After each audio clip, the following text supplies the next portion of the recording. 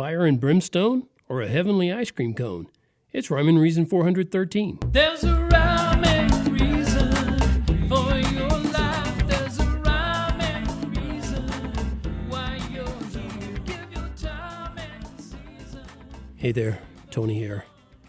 It's day 1477 in isolation quarantine.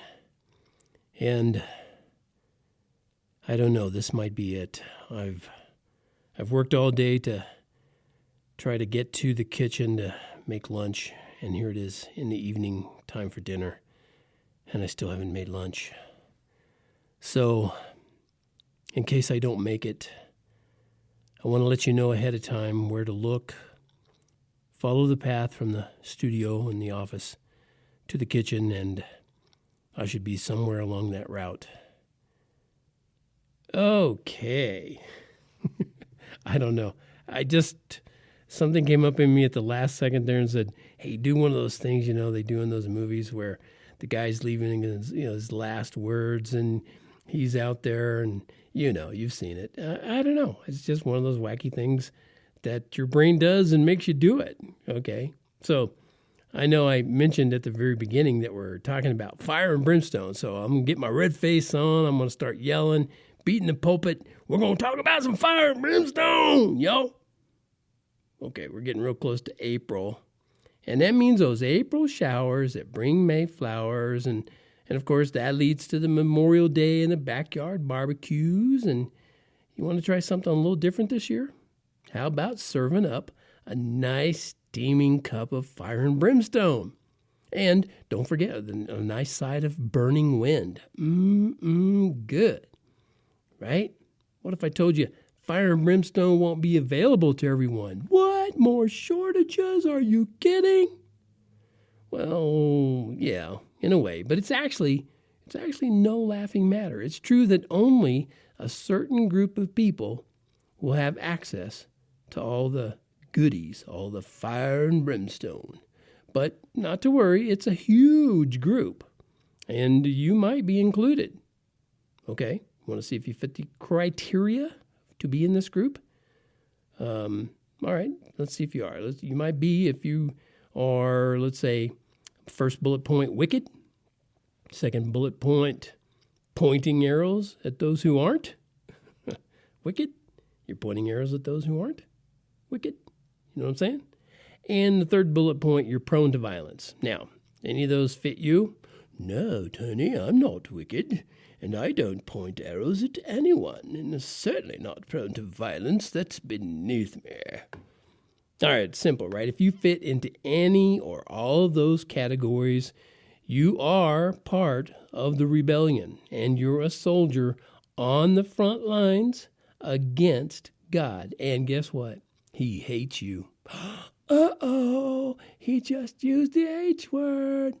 Yep. That's because God used it first. And if God says he hates the wicked, you know what? I believe him. Because he's not a man and he doesn't lie. It says that in the Bible. He's not a man that he should lie. But I also know he'd rather not hate anyone.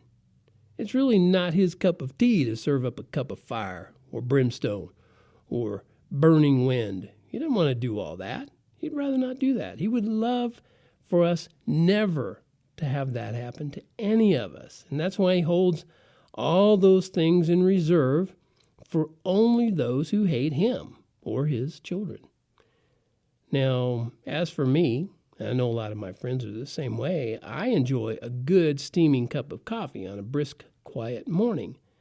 And I've been known to partake of some spicy hot barbecue sauce on my brisket. Those are hot things.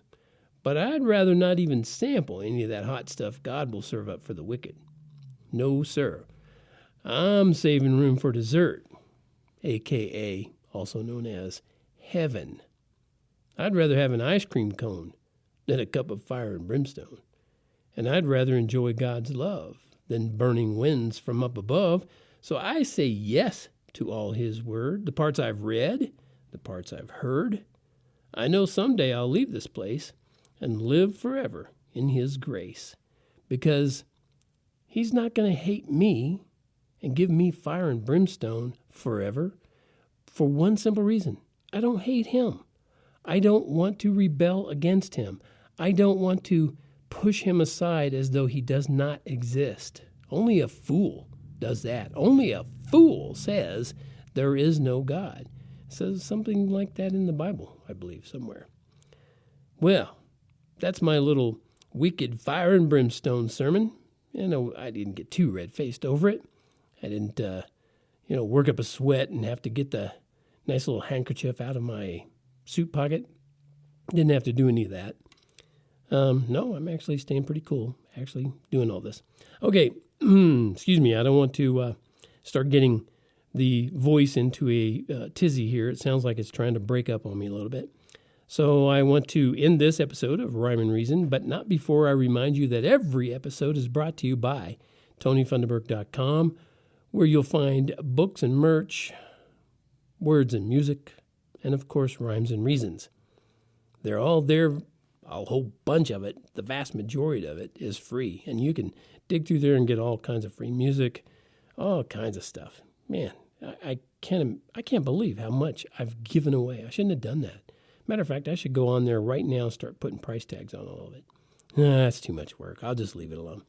Okay, remember, until next time, which ought to be pretty soon, there is a rhyme and reason to life because God made you. There's a rhyme and reason for your life.